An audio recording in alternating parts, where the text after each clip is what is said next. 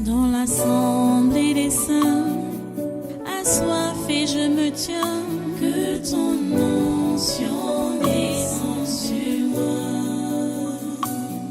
Conscient que mon destin est dans le creux de ta main, que ton onction descende sur moi. Je suis disposé, assoiffé, que ton onction descende sur moi. Je suis disposé, assoiffé,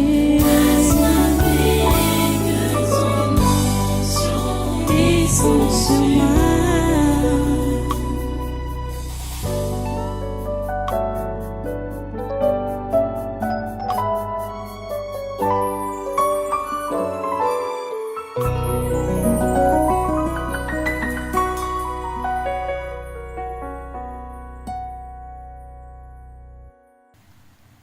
Comment? Je me suis dit, comme je parle là, ces gens, comme ils ne sont pas d'accord avec ma foi, je peux arriver là-bas, si je n'ai pas l'argent de retour, je cale là-bas, ou bien je serai forcé de marcher à pied. Moi-même, j'ai cherché mon argent. J'ai fait les jobs pour chercher l'argent, pour aller, me rassurant que je peux faire au moins aller-retour sans être gêné. Ce que je disais et que j'avais prévu était arrivé, bien entendu, parce que mon grand frère qui vignait donc le vin de palme me demande d'aller l'aider à abattre les vins, à abattre les palmiers pour vigner son vin. Ce que je savais que, et ce que lui-même savait que je ne peux pas faire parce que j'avais dit non aux alcools sous toutes les formes. Je ne bois pas, je n'offre pas de l'alcool à quelqu'un. Et je ne favorise pas les transactions d'alcool. Ils l'ont su depuis ma conversion. Vous êtes en train de comprendre ce que je dis là? J'étais encore sous leur dépendance. Vous comprenez ça? Mais ils ont su. Je leur ai dit. Quand je leur ai dit qui je suis devenu. Je priais avec eux, comme je priais avec, j'ai fait des prières là-bas, avec eux tous. Et ils savaient donc ce que j'étais, ce que je faisais et ce que je ne faisais pas. Donc, en allant là-bas, quand il m'invite d'aller abattre les palmiers avec lui, il savait très bien, c'était un piège. C'était un piège. Mais je ne suis pas tombé dans son piège. Parce que le matin, là, il a aiguisé les machettes et les haches qu'on devait aller utiliser. On devait aller utiliser. On a pris le chemin du champ. Il était devant, j'étais derrière avec ma machette en main. Et dès que nous sommes arrivés à un carrefour, bon, du moins, moi je suis arrivé à un carrefour, lui il avait déjà traversé ce carrefour-là. J'ai pris sa machette, j'ai déposé au milieu de la route, au milieu du chemin. La piste là. À ce carrefour-là, il y avait une route, une piste allait rejoindre la route principale devant. J'ai déposé sa machette là. J'ai pris la course pour aller rejoindre la route principale devant et attendre mon taxi pour aller, pour rentrer sur Yaoundé. Donc je ne voulais même pas rentrer par derrière pour venir prendre le taxi au village. Je suis allé dans un autre. J'ai pris donc une route qui devait me conduire dans un autre village où je devais prendre le taxi et revenir sur Yaoundé. Ouais, j'ai pris mes précautions à l'avance.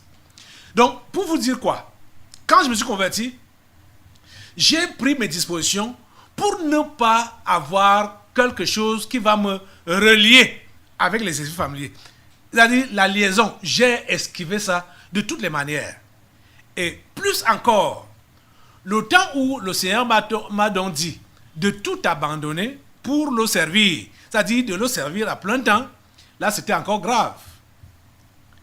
J'ai dit, tout ce que je pouvais savoir qui sont susceptibles de me décourager par rapport à cet engagement de servir Dieu à plein temps, je les esquivais, je les fuyais. Qu'ils soient, bon, pour la famille charnelle, je les avais abandonnés. Parce que depuis la scène dont je vous ai parlé tout à l'heure là, j'avais barré déjà le village. J'avais barré maintenant l'histoire de demander le soutien de du village, de la famille charnelle là, soit par rapport à l'éducation, par rapport à quelques besoins que ce soit. Je les ai barrés. Comme j'ai compris qu'ils veulent maintenant utiliser des astuces pour me ramener derrière, en arrière. Je les ai barrés. Je les ai barrés. Vous comprenez? Je les ai barrés complètement. Vous comprenez ça? Et après des années, donc, quand je réponds à l'appel de servir Dieu à plein temps, je me suis également décidé d'esquiver et de me séparer de toute personne qui pouvait me dire le contraire. Que mais, tu es devenu fou. Comment tu peux prétendre que tu laisses tout pour dire que tu sers Dieu? Ça, c'est quel genre de service de Dieu? Donc, j'ai abandonné tout ce qui pouvait me décourager pour me ramener en arrière. Tout ce que les familles pouvaient utiliser comme liaison pour me relier à eux, je les ai esquivés. Je vous dis que c'est depuis le début que j'ai compris qu'il fallait radicalement tourner le dos à tout ce qu'on appelle soutien humain. Vous comprenez ça? Je n'avais pas d'enseignant. Je n'avais pas de pasteur attitré. Je n'avais pas de tuteur. Je n'avais personne pour me guider. Mais Dieu m'a donné la grâce de comprendre ces choses très tôt et de me positionner très tôt. Vous comprenez? Mais vous autres, vous avez quelqu'un qui vous enseigne. Vous avez un cadre approprié. Vous avez tout à votre disposition, mais vous décidez de faire la sourde oreille pour ne pas écouter les enseignements qui vous sont donnés et pour ne pas les mettre en pratique. Parce que vous êtes en course derrière la vie. J'ai dit, si tu dis que tu es chrétien et tu ne suis pas ce que j'enseigne là, tu seras dans cette course derrière la vie toute ta vie ici sur terre. Tu ne vas jamais la rattraper, cette vie-là. Jésus l'a dit clairement dans les évangiles que celui qui sauvera sa vie la perdra. Mais celui qui la perdra à cause de lui la retrouvera. Je disais l'autre jour que je crois que c'est parce que plusieurs parmi vous là, vous ne lisez pas la Bible. C'est pour cela que vous ne savez même pas ce que Jésus a dit. Ce que Jésus a enseigné. À quoi ce qui vous attend. Ou ce qui vous attendait quand vous avez dit que vous avez donné vos vies à Jésus. Je vous ai dit que après ma conversion, j'ai lu la Bible et le Nouveau Testament en une semaine. J'ai tout lu. J'ai commencé à relire. Je ne faisais que lire ça, puisque ce n'est que ça que j'avais. Et tout ce que la plupart de tout ce que je retiens, ou que mon esprit a retenu et retient à présent de la chrétienté, ou des écritures, des textes bibliques, c'est depuis cette première semaine-là. C'est depuis cette première semaine-là. Vous voyez? Donc, comme plusieurs parmi vous là, vous êtes... c'est comme si la chrétienté vous a surpris ici. Puisque beaucoup parmi vous, vous n'êtes pas venus ici là pour vous convertir, pour devenir chrétien véritable. Vous êtes venus là pour vos problèmes. Problèmes de maladie, problèmes d'envoûtement, problèmes de travail, des problèmes sociaux. C'est ça qui vous a amené ici là. Et bon, chemin faisant, vous avez écouté l'évangile qui vous interpelle à renoncer au péché et donner vos vies à Jésus. Vous avez commencé à faire, comme vous dites souvent, les efforts pour abandonner la mauvaise vie.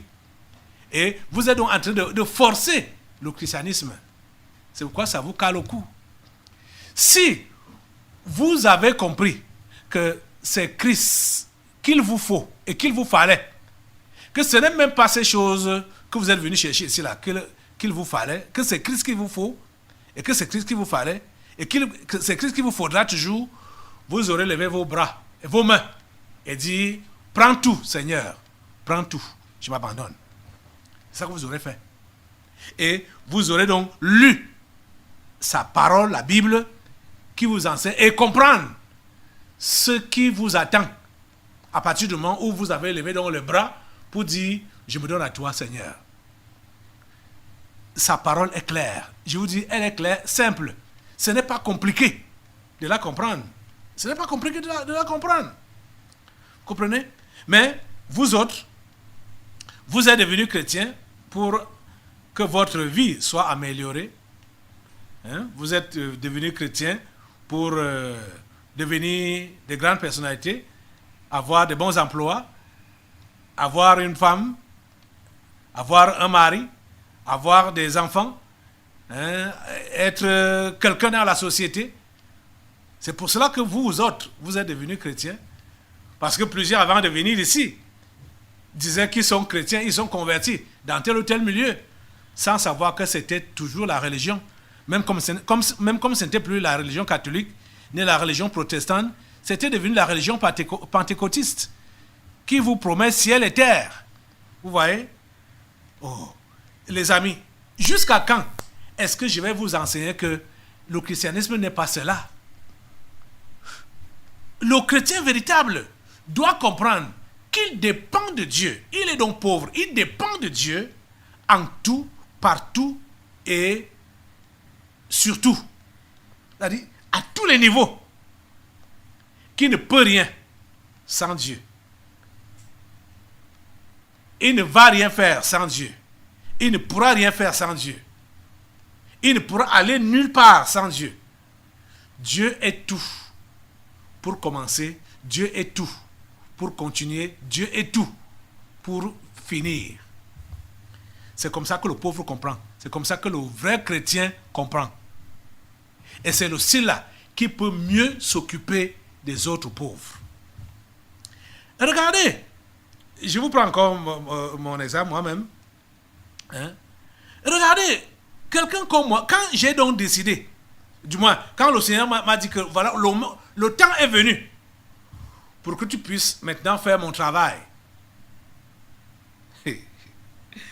Hey, imaginez, à notre époque, à mon époque, le travail séculier n'était pas difficile à l'obtenir. Vous comprenez? C'était pas difficile à l'obtenir. Mais Dieu m'a fait comprendre que ce n'est pas ce travail-là que je dois faire. Vous comprenez? Il m'a compris que ce n'est pas ça que je dois faire. Que je devrais me sacrifier, me donner pour que les gens écoutent l'évangile et soient sauvés. Je devais lever les mains et ne faire que ce travail. Vous pouvez vous imaginer quel risque? Mais il faut réellement un sacrifice pour prendre ce genre d'engagement-là. Mais c'est ce que j'ai pris. Et je vous dis que je prends cet engagement sans avoir l'idée de comment les choses vont se passer. C'est un peu comme quand Abraham a répondu à l'appel. Je ne savais pas ce qui m'attendait. Je vous dis la pure vérité que je ne savais pas ce qui m'attendait. Mais ce que je sais, c'est que ce qui me rencontrait, ou ce que, quand il arrivait que je parte maintenant rendre ministère quelque part, il y avait certains qui avaient pitié de moi. Je vous ai souvent parlé de l'un des grands frères charnels là, qui avait pitié de moi, que voilà, tu as tout abandonné. Hein? Tu vas devenir quoi? Tu fais quoi de ta vie? Hein? Tu vas devenir quoi? Hein? Quand tu vas te marier, tu vas nourrir tes enfants avec quoi? Et quand je me suis marié, il est venu. Le diable a utilisé l'homme là. Hein? Que voilà, tu t'es déjà marié. Tu fais les enfants. Comment est-ce que tu vas assurer leur avenir? Qu'est-ce que tu vas faire des enfants qui viennent là? C'est lui que les exercices familiers envoyaient toujours derrière moi. Je lui avais répondu ce jour-là que, cher ami, laisse-moi tranquille. L'âge que j'ai actuellement, parce que je me suis marié à 30 ans, je dis que je viens de me marier. Et il y a certains de mes camarades qui viennent de prendre le travail. Il faut seulement attendre le temps de la retraite pour voir qui sera, s'il faut parler donc du point de vue social, qui sera mieux situé après la retraite. Parce que je ne venais que de... Ça faisait à peine combien d'années que j'avais commencé le travail de Dieu là. Ça faisait 6 ans que j'avais commencé le travail de Dieu là. J'ai commencé le travail de Dieu à plein temps là, à 24 ans. 24 ans. Vous comprenez ça? C'est à 30 ans que je me suis marié. Vous comprenez ça? Et je vous dis que je ne savais pas où Dieu me conduisait, ce qu'il ferait de moi. Mais j'ai juste accepté d'être un sacrifice. Vous comprenez ça? J'ai accepté d'être un sacrifice, sans savoir comment les choses allaient se passer. Vous voyez? C'est à cela que vous êtes appelés. Donc, j'ai accepté la pauvreté. Comme déjà, si tu n'as pas accepté la pauvreté spirituelle, tu ne pourras pas accepter la pauvreté physique. Tu comprends, non? C'est pourquoi j'insiste là-dessus. Si tu n'as pas accepté, si tu n'es pas pauvre spirituellement, tu ne pourras jamais comprendre la pauvreté matérielle. Accepter cela et faire avec cela. Vous voyez?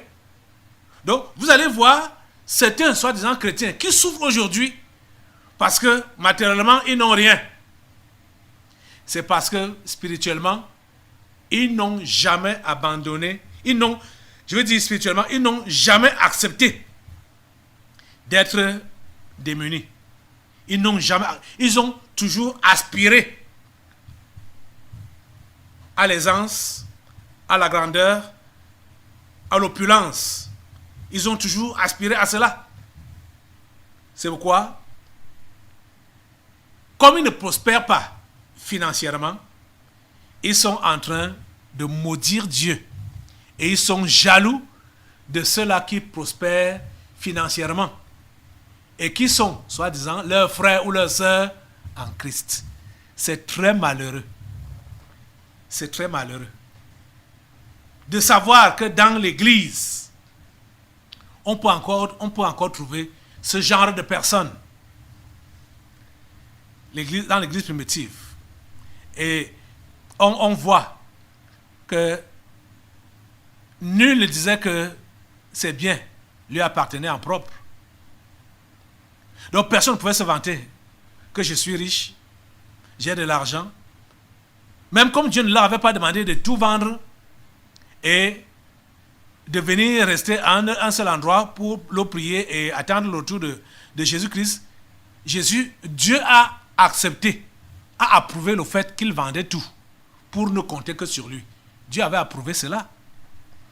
Parce que la personne qui a voulu faire le malin avec sa femme, Ananias, ils ont été frappés de mort. Ils ont voulu mentir au Saint-Esprit. Il vend sa propriété, il retient une partie de l'argent, il vient avec l'autre partie pour dire que voilà tout ce que j'ai vendu. Or, on ne lui a pas demandé de faire ça.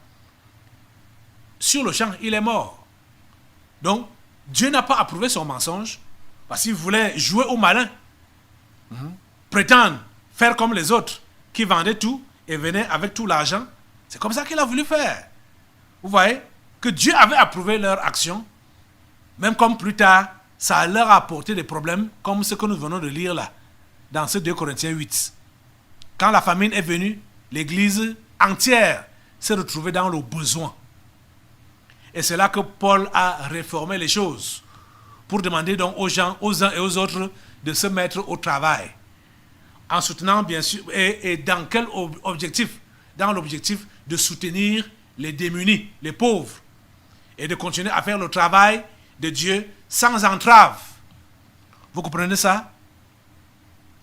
S'occuper des pauvres pour être dégagé de l'emprise des esprits familiers. Mon ami, si tu n'es pas pauvre spirituellement, tu ne pourras pas comprendre qu'il faut aider le pauvre spirituel et le pauvre matériel. Tu ne peux pas comprendre cela.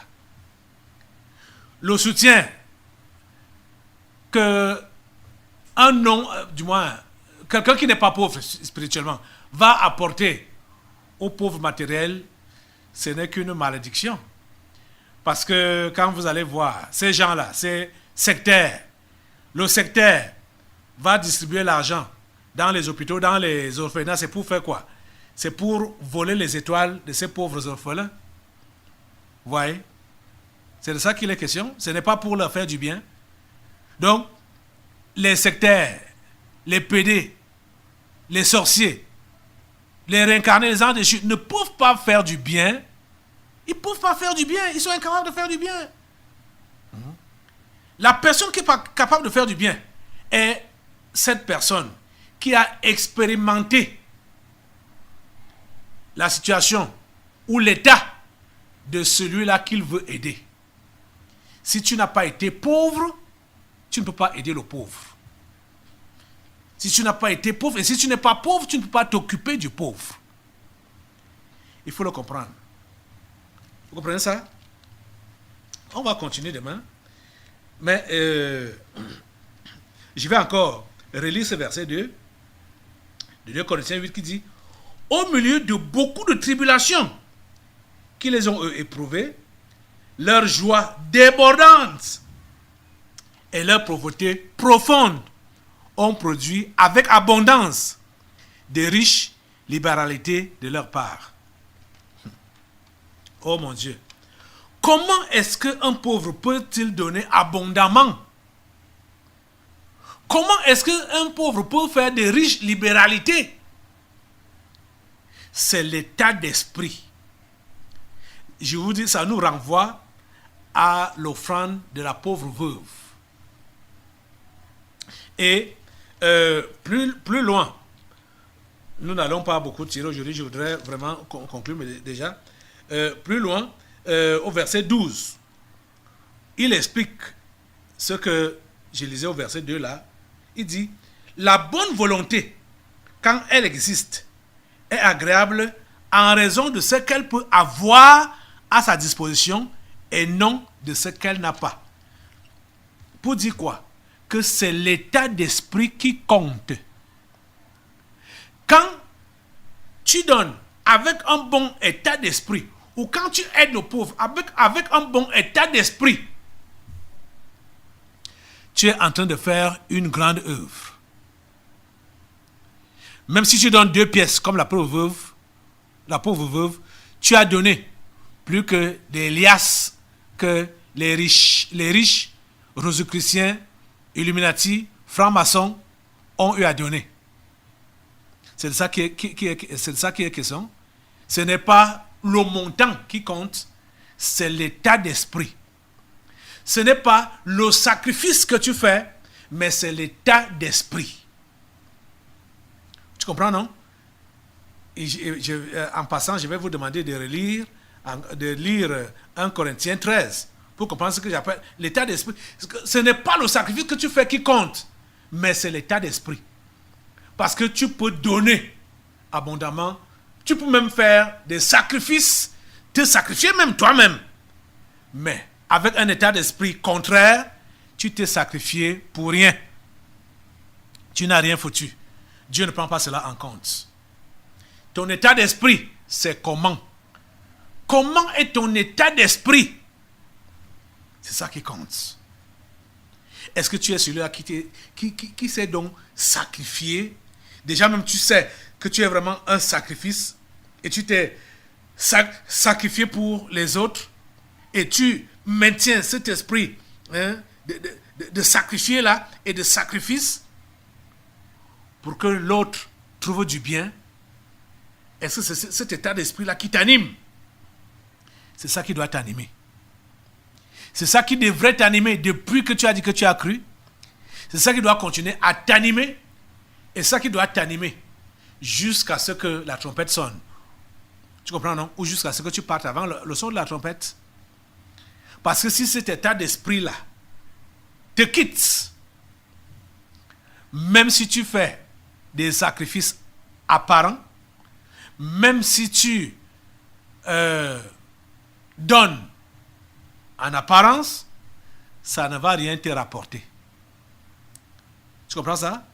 Même si tu dis que tu t'occupes des autres pauvres, sans un bon état d'esprit, tu n'as rien foutu. Donc, ça vaut la peine de comprendre aujourd'hui que tu peux être considéré comme étant le dernier, spirituellement parlant, comme étant le dernier, matériellement parlant, mais si tu as un bon état d'esprit, tu comprendras que tu possèdes quelque chose qui va bénéficier pour le salut des autres pauvres. Quelque chose que Dieu va utiliser. Donc, comme ce que nous avons donc lu ici, que même étant toi-même dans les tribulations, dans les épreuves, même étant toi-même dans le besoin, que tu vois que tu as de la peine à prier, tu as de la peine à manger. Je parle dans tous les sens, mais tu as la préoccupation dans ton cœur, là, dans ton esprit, là, tu as la préoccupation de voir des âmes sauvées. Quand j'étais en train de réfléchir sur la situation du petit Delors, quand un esprit se moquait de lui après son opération, quand il sortait de l'anesthésie, il a dit: Seigneur, sauve les âmes. C'était un bon état d'esprit. C'était un bon état d'esprit. Même comme il est souvent animé d'un zèle amer, mais son cœur est sincère pour Dieu. C'est ça que Dieu regarde. Et c'est ça qui compte. Avoir un bon état d'esprit. On ne va pas parfaitement bien faire à chaque fois. Mais quand on a un bon état d'esprit, c'est ça que Dieu regarde. Cher ami, est-ce que tu peux chercher à avoir un bon état d'esprit? Est-ce que tu peux chercher à avoir un bon état d'esprit qui va te permettre maintenant donc de t'occuper des pauvres, de rechercher à tout prix le salut des pauvres, leur délivrance, leur restauration, leur réconciliation avec Dieu? Lève-toi sur tes deux pieds et demande à Dieu de te donner un bon état d'esprit. Quelle que soit ta classe sociale, quel que soit tes avoirs, ou quel que soit ton dénuement, je dis cela importe peu. Ce qui compte, c'est que tu aies un bon état d'esprit. Vis-à-vis de toi-même, que tu te négliges, tu es un sacrifié pour Dieu. Un bon état d'esprit. Que tu veuilles voir à tout prix le salut des autres pauvres. Cet état d'esprit-là, ce bon état d'esprit-là, est ce dont tu as besoin. Demande cela à Dieu. Seigneur, donne-moi un bon état d'esprit. Donne-moi un bon état d'esprit. Donne-moi de m'effacer moi-même, de me négliger moi-même, avec le cœur, et de devoir tout faire pour m'occuper de l'autre avec le cœur, pour son salut, sa restauration et sa délivrance. S'il te plaît, Dieu, aide-moi. Au nom de Jésus, j'ai prié. Amen. Amen. Assois-toi. Assois-toi. Nous allons continuer demain. Je ne savais même pas que j'allais être long comme ça aujourd'hui. Je voulais juste introduire. Mais nous avons beaucoup à voir et à dire dans ce passage qu'on a lu. Je vous assure. Le Saint-Esprit est au contrôle et il va nous diriger pour que la volonté de Dieu, pendant ce programme, puisse s'accomplir. Nous allons passer maintenant des devants prophétiques. Asseyez-vous et gardez l'esprit de prière. Et je reviens. dans l'assemblée des saints, assoiffé je me tiens, que ton onction descende sur moi.